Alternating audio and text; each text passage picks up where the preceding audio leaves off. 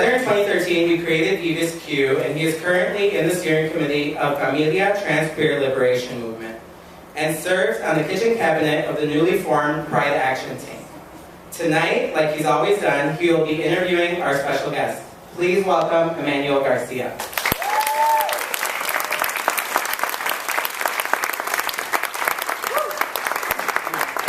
Okay, so we have a program. We have a massive thing here for questions. We're getting better. We're going to get you that press release, Tracy, I swear. But we had a program this time around. So I do want to take a little moment. As Antonio mentioned, my name is Emmanuel Garcia, and I'm going to call out some names of people. There are people who are on this list that are not here tonight. But I want them to stand up if they are sitting down if they're able to. Eric Amaya is standing over there. Vivian Delgado is not here. Antonio Elizondo. Jessica Ratchford is somewhere. Oh, there you are in that little window. Katia is back behind the screen. Behind this screen here. Can you hear us, Katia? I'm right here. Oh, you're already here. Magic. Daniel Mendez is doing registration right now. At least that's what they should be doing. Eileen is right here in front of me and is doing timekeeping right now. Is going to start at some point. And Cheche, who got promoted and couldn't be here tonight, got a new job. Yes, for those new jobs. But I do want to acknowledge them and give them a round of applause because seriously, they've been working since January. We've been meeting about Vives Q. We've been hosting meetings and putting this together, and it's a lot of work. And as everyone has a role and a part, and sometimes I get to stand here and Antonio gets to stand here and you don't get to see all of the hard work that goes into it. So thank you to them and a round of applause to them.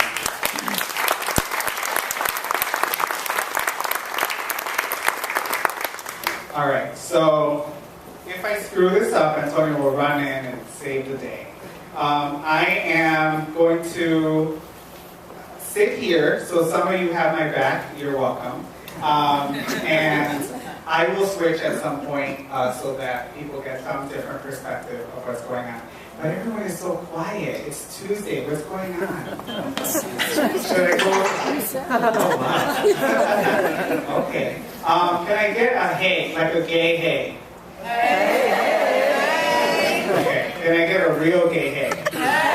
Hey! All right. What does a gay clap look like? Snap. Snaps? Okay, so I don't hear snaps. All right. What's a queer clap? Make it up, people. What's a queer clap? Yeah. See, there is such a thing. All right, so this is your space. Like essentially, like I mentioned before, this is what Vives Q is about. It's about bringing us together, delicious food, an accessible space.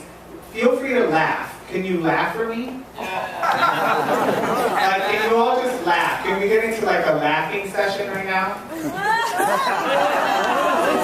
Okay. I'm hearing it. I hear it. Just some giggles. Okay. What if like this side laughs? What if this side laughs? Okay. What if this side laughs? Yeah. Okay. What if this side laughs? Okay, so what if we all clap together? Thank you so much. You didn't have to do that for me. All right, so we're going to get started tonight. And our first guest, and I will basically read out this bio, and then I will invite them to come up here, and we'll get into our chat. So, Joe Betancourt is the president and CEO of a real estate company in Chicago called Betancourt Realty. Established in 1996, Betancourt Realty has maintained an outstanding record of success in the real estate industry. Joe brings a unique understanding of the culturally diverse neighborhoods that make up Chicago. Through strong leadership, teamwork, and an innovative entrepreneurial spirit, he has built a reputation to be known as one of the top real estate companies here.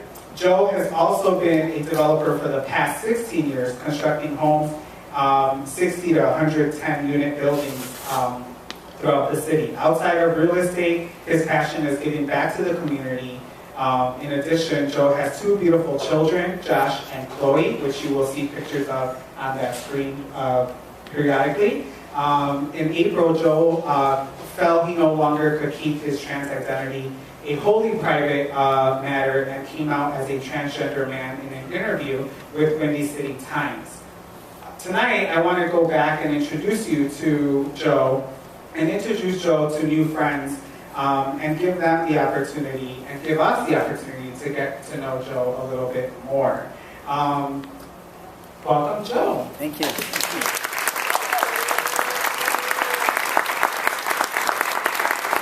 This is your water, Joe. And Eric on mine has a little gift for you. Flowers. Where am I, Eric? Anyway, all right, so when asked, is there anything you want to say before I get into this? I thank you very much for inviting me here. It's lovely to be within our community.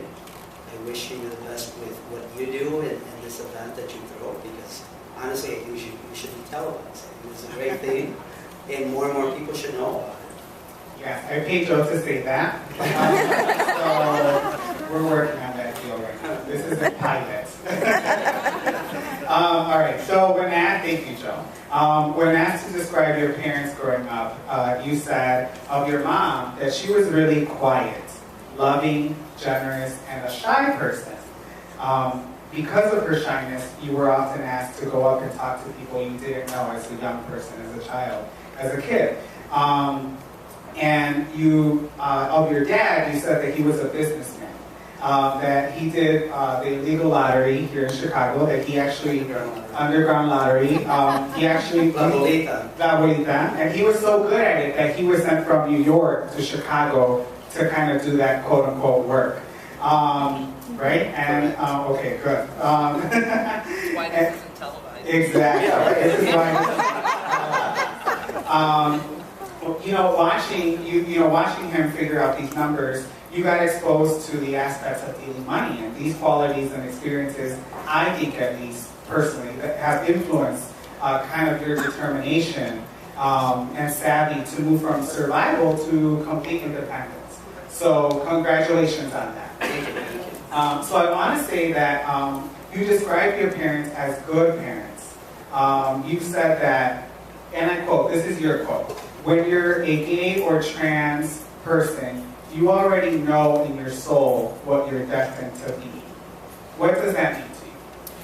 Well, when I was 4 years old, I had my first crush with my babysitter, and I knew that I love women, and I love playing with boy toys, and everything I did, my identity was as a boy. So I knew as a child that that's who I am. And I feel that many people who are trans, that's what happened. You develop, it's part of you. It's not something you just one day wake up and say, I'm going to be a certain way. And you were like shading at like 3 years old. Like yeah, at about 4 years old is when I remember, and, they caught me shading with my dad's shade. And then you also had, you didn't just have a crush on your babysitter, you would like dream of your babysitter. Like you remember, you have these memories of being 4 years old and like dreaming of your babysitter. Right. You're like, why are you asking me that? Yeah, where are we at? Oh, yeah. He was What did you say? after dark. Anyway. So you grew up in Ridgeville, in Lakeview, and it was a predominantly Puerto Rican neighborhood back in the day. For people who don't know, It was. Ridgeville was, before people moved or had to move, and it was a Puerto Rican enclave. At 13 years old, you fell in love again, not with your babysitter, with a girl, and decided to bring her home. At that time, your parents were separated. Can you tell us a little bit about what that experience was like, bringing your girlfriend home? Who was this person? Well, I thought I could just transfer come right into the home and just tell my mom, hey mom, by the way, this is my girlfriend, I want you to meet her. And it didn't work out that way. My uncle was present, and he was very upset about it, and he said she had to leave the house. And I got into an argument with him, and I said, if she leaves, I leave. And he said, no, you're not leaving. I said, yes, I am leaving. And that's when I took off at that age. So you left home at 13. Correct. And the way that you explained it was because I asked, like, how did that happen? Because both of your parents were here in Chicago. They were both separated. Right. But your dad, you told your dad that you were with your mom, and you told your mom that you were with your dad. Yeah, I played a good trick there, and it worked for quite some time. My dad was moving to Puerto Rico, so I told him I was going to stay with my mother, and my mother had remarried, and she was moving to Mexico. So each one thought I was moving with the other one, but I was moving on my own. And on your own at 13 is essentially sort of homelessness. Like you went from... Yeah, we hit the streets. Right. So could you share a little bit about that? Sure. We went to my girlfriend's mother's house, and we tried the same thing. Hey, this is Joe, this is my boyfriend. And she kind of had the same reaction and told her the same thing, that I had to leave and only she can stay in the house. So that's when we both decided to hit the streets at 13 and just try to survive. And I remember it clearly because I remember it was winter, and we couldn't stay. We asked her, can we stay here at least over the night because it was snowing? She said no. We slept in the car that night. But that's where the homeless started. And then you move from, if eventually your dad comes looking for you. Like you spend some time basically trying to survive independently. Mm-hmm. And your dad comes looking for you, and you end up seeing him outside of this building. Right. That was about 2 years later. In order for me to survive, I had to eat it. I don't know if you guys remember back then, there was Rustler Steakhouses where people would eat their plates of food. Well, as a kid, you can just come in, have a seat, and have to eat some of their food in order to survive. And we worked at daily pay factories where you'd make $14 for the day, and you were able to get phony IDs back then. It was much easier than it is today. And that's what we did for the next 2 years. We lived at SRO by Wilson and Broadway. And then one day, the windows were open, and I heard this voice, and I thought to myself, wow, that really sounds like my dad. This is 2 years later. So now I'm 15 and a half or so, and I looked out the window, and sure enough, it was him walking into the building. And he's walking into the building. Your girlfriend at the time says, Joe's not here. Right. Bye. I went up to the roof to hide. Yeah, and then they leave, right? And then you come back down, and you're like, what happened? Who are they? Right. Dad, you were right. Yeah, I was sweating bullets. And then you hear a knock on the door. Mm-hmm. And then it's your dad again, so then you run into the closet, no pun intended. Yeah, literally ran into the closet. So at that point, because I asked you, how did you get this apartment? Because you ended up getting an apartment at that age. Right. And a 13-year-old can't get an apartment now, at least not that I'm aware of, and it would be difficult to get an apartment independently. So your dad said, I'm glad that you're okay. I want to make sure that you have somewhere to stay. You can stay in the apartment that I'm staying in now. Moves to Puerto Rico. You basically then inherit, quote unquote, this apartment where someone thinks that your dad owns that apartment and you're paying the rent on it. So that was at 15. Wow. And then at 17, during this time, you're also connected to possibly some gang activity. You got drafted into a gang, essentially, because you're a young person. Like many young people, they are vulnerable, and so you're kind of in this scene. But it was also a turning moment for you to see the activity that was going on. That you were I don't want to be a part of this. Can you share that? Well, I was witnessing that a lot of my friends were getting killed. And at first, I got drafted because my brother was in the gang, and when they found out that that was my brother, they automatically said, okay, you're part of us. I wasn't aware what gangs really were. So I started hanging out. It was a lot of fun. Good friends, but it was getting in trouble all the time, and then I started to witness certain things that I said, this is not for me. And people were getting killed, and it was very sad. And just looking at that, knowing that it became a routine for many folks, that's not what I wanted. And you got your GED. You went back to get your GED at that age. You essentially focused on working, and you went from washing dishes to a busboy.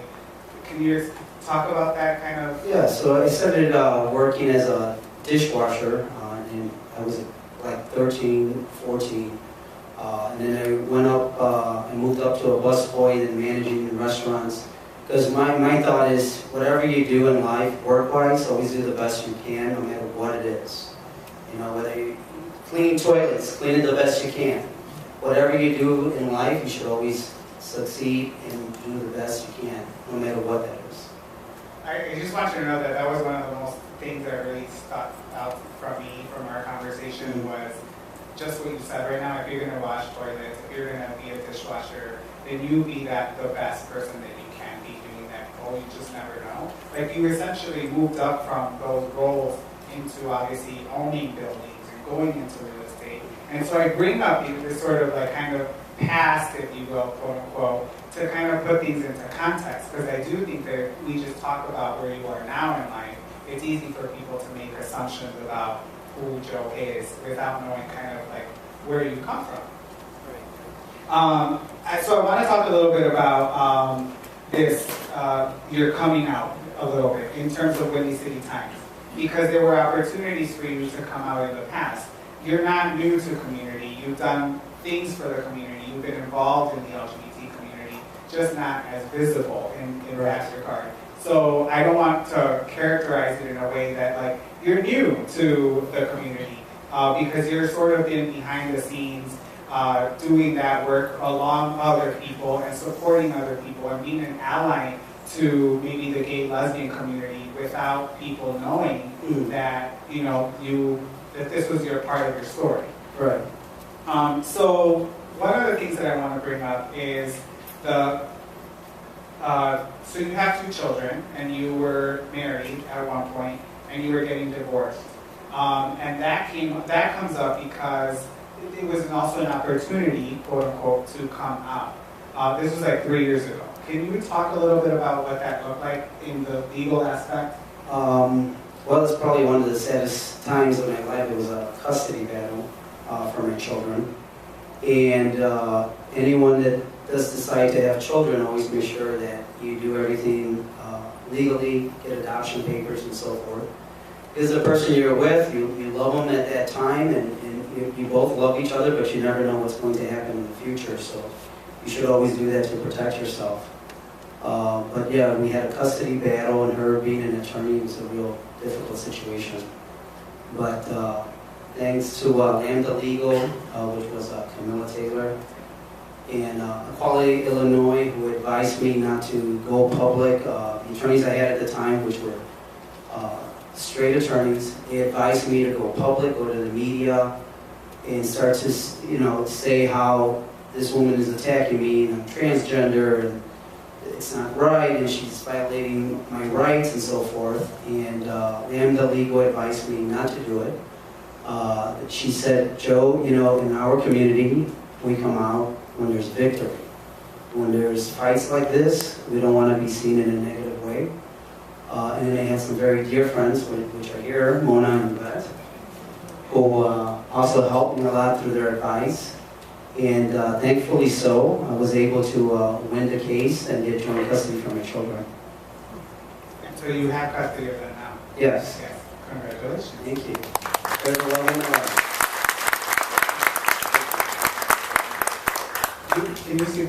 You saw the photos earlier, right? Yes. Okay. They're there, Joe. They're here. Part of the experience of oftentimes people want to use, like you said, that as a strategy or as an opportunity. And you didn't feel like that was the case at that time. What are your thoughts on the visibility that the trans community is having now? and sort of the role that your story could potentially play and has been. I think it's a great movement. I feel that now we need even more exposure. More and more people need to come out. I personally came out because I felt, it's time. I know so many people in the political arena, business world, clients through my real estate business, and I'd have to say that so many of them are straight. And I said to myself, me coming out will tell them, hey, we're not different. I was always there and they weren't aware of it. So that they would see that, hey, let us be just as equal as you are, because we're not any different. We're all, the same thing here. And we need our equal rights. So I think it's important that there's more visibility out there. I think that more people need to, political positions, there needs to be more trans people, gay people. I think it's very important for visibility at this time. And recently, the Pride Action Taker has this initiative called the CRAP, and I'm not really making that up. That is really the name of it. It's called the Chicago Restroom Access Project. Chicago Restroom Access Project, CRAP, that's the acronym for it. And I'm sure that there's a pun in there. But as part of that, it was really to change the language around the human rights ordinance that stated that people who had to use a restroom had to have their gender marker on their ID had to reflect the restroom that they were using. So that language got changed recently, so that was a victory. And you played a part in that you provided a testimony. Can you share a little bit about that experience? Yes, I was at City Council, and we were there to get it passed so it can be introduced. And I was giving my story about how this isn't fair, and telling the folks that were in front of me, do you ever get questioned yourself for an ID? And then I came out and said, that I'm a father, I'm a brother, I have children, and then I came out and told them, I bet you guys didn't know that I was trans. And it was just silence, because many of them know me for 20 plus years and they had no idea. So I think that it was really crucial for that situation for me to come out publicly as I did. And then after that, Fox News wanted to come to my place of employment, and I said, why do you want to come to my job?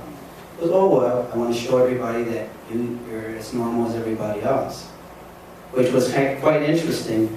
So I did bring him to the office, and it was an interesting question he asked me.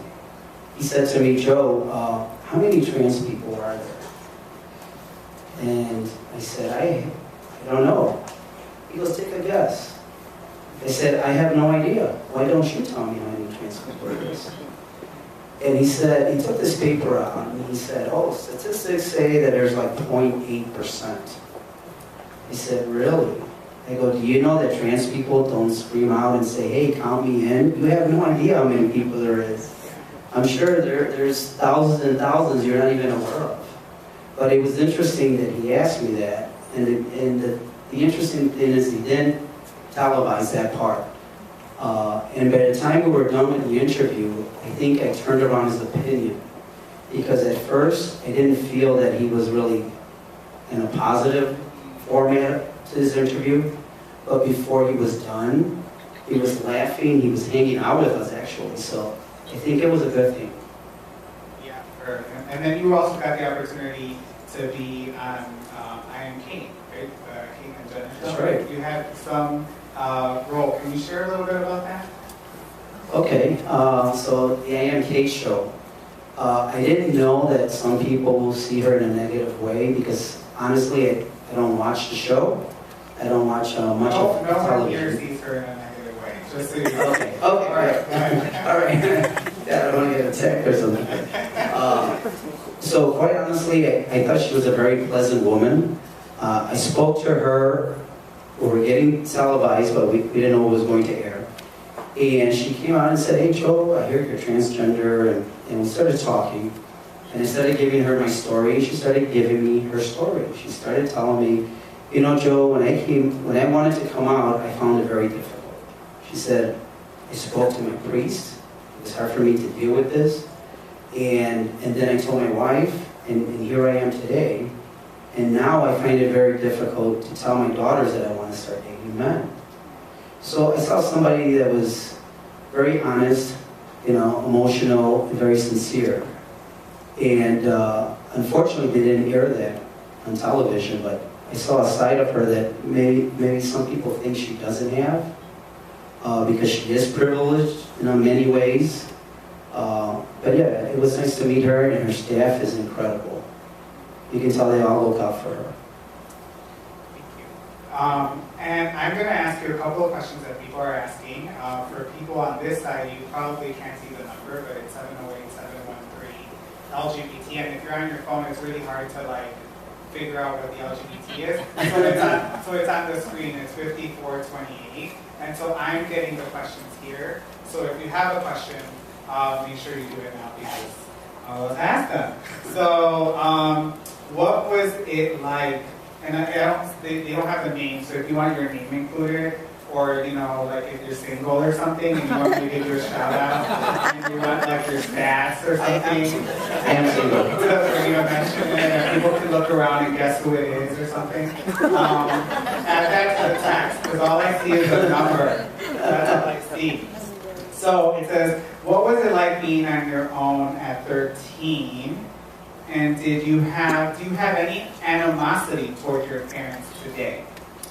I do not whatsoever have any animosity towards them. I sincerely love my parents dearly. It's something that I did by choice. It taught me a lot of lessons of survival and belief in what you can do in life. My girlfriend was a year older. I felt very responsible for her, so I felt like the caretaker. I had to make sure we survived, that we ate food. You know, the first couple of years we stayed in SRO, which is single room occupancies, which today they're making them illegal to build. But it was surviving, it was together. So I have no regrets. If I had to do it again, I'd probably do it the same way. Good, because this is leading up to it. So, not to you doing it again, to the next question, which is, what advice would you give your 13-year-old self or a person who identifies as trans at 13? Is talk to people, reach out. If you don't know anyone that's gay, find out about organizations that can support you. You know, I look back, 13 years old is very young. I mean, I would be in fear if I saw a 13-year-old do that today. But yeah, reach out, talk to me, talk to whoever, you know, you can get close to and just share. Don't be afraid.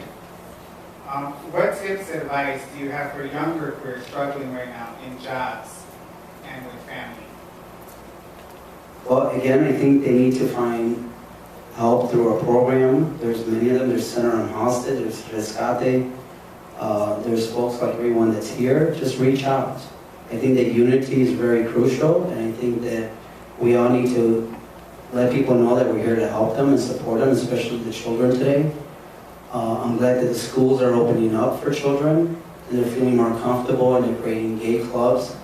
So it's more acceptable today, and children are beautiful because they're not judgmental, and they accept all the changes that are happening. Where do you see the LGBT community in 5 years, specifically the trans community? Well, you know, I'd like to see maybe a trans president one day, or you never know. You never know. As someone's pointing out the photo of your mom on the screen, what brought you back together with your mom? Well, my mom moved to Mexico, and unfortunately, my mother was getting abused while she was out there. And as a child, I worked very hard to make money, to have a home, so that I can bring her back to Chicago, where she would be safe and have a home to live in. And given the theme, given that things are not getting better, this is not me talking, this is the question. In fact, I think they are getting worse. What do you do for your own personal health care? I don't understand the question. Healthcare as in me working out, or what are we referring to? I think self-care, for your own personal self-care. I don't understand the question, I'm sorry. Okay. Well, do you agree with the statement that things are getting worse? I don't think it is. I think that it's just coming to the surface now. And we're beginning to find out about people that are against the movement. And I think that things being open is a way of starting a discussion. So I think it's a good thing that these things are coming out, because now we can debate them, have discussions, have programs out there. And we're becoming more aware. These things always existed, but we didn't know. So it's better that we do know, because now we can start protecting ourselves, making a movement and getting stronger. Because eventually this won't be a problem anymore. Are you able to share a little bit, or if you had any conversations, or what conversations have you had with your children about your story? Or, yeah. Yes. So my son, who is 8 years old, I wanted to tell him about the fact that I'm transgender, but my ex beat me to it and told him. And I think it was to be a little spiteful, but it actually worked the opposite way. When I went to pick him up, his name is Josh, I said, Josh, I heard that Mommy told you about Daddy. And, you know, what exactly did she tell you? And she goes, oh, Daddy, she told me that you're a butch. I go, no. Daddy's not a butch. And then I started to explain to him that I'm transgender. And the interesting story is this. I had this magazine of Laverne Cox, who's transgender, and I'm sure you guys know who she is. In Orange is the New Black. Yes. And I had this magazine, and I was giving it to a friend of mine whose name is Phoenix. And I said to my son and daughter, I said, look, I'm going to give this magazine to Phoenix. I go, isn't she beautiful? They both said yes. And they said, Josh, you know, she's transgender. And he said, well, Daddy, what does that mean? He said, transgender means that she was born a boy, but she knew in her life that she wanted to be a girl. So eventually, she transformed herself to who she really always was, which was a woman. And he said to me, Dad, please don't give the magazine away. And I said, why? And he said, because it's so special. I want to keep it. So I had always instilled into my children what it is to be trans, what it is to be gay, the fact that families come in variety, black and white, you know, straight, men, women. It's just everything, and that's how I brought up my children. So when my son found out and explained what transgender was, he said, you know what, Daddy? I'm so happy that you wanted to be a boy. Because now we always hang out and we play. And I've always told him, Josh, if you have any questions, you can always ask me. And every once in a while, I'll say, Dad, you know, when you did that when you were little, were you a girl? And then I'll answer him. And then I told him, Josh, I want to tell Chloe. Chloe's 5 years old. And I said, can I tell Chloe? And he goes, no, Dad. I go, why? She's not ready. Just wait. So even the other day, we were speaking about two real dear friends. I don't know if you guys know them, Precious and Dave. Precious and Miles. And I was explaining some things to Chloe and about them being transgender. And she goes, oh yeah, Dad, I know what transgender is. So I looked at my son and I go, Josh, what do you think? He goes, not yet. Okay, we'll wait. I love it. I have two more questions here. Can you tell me a little bit more about about your experience as passing as cis in your work life? As cis? As cisgender, yeah. Okay, my work life, I've always lived as a straight man. Nobody knew. Is that what you're referring to? Yes. Okay. So there's, I've always put like the gay flag sticker on my door. I've always been in the gay community, but not, it's almost like living two lives. I've had friends, and I've gay friends, lesbians, trans, and then I have my work environment where it's mainly all straight folks. So now that I'm able to mix everything up, it's been a tremendous result. I've had like 700 remarks on Facebook when I first came out from people that I didn't think was going to accept who I am. And it was totally the opposite. They were congratulating me, telling me that they're proud. Some of the guys saying, hey, you're still my brother. It's been so positive that it makes me feel like I should have did this a long time ago. And the final question is, have you ever thought of running for president? Oh my gosh, that's a lot of work. You never know, right? You never know. You never know. Well, thank you so much, Joe. Thank you.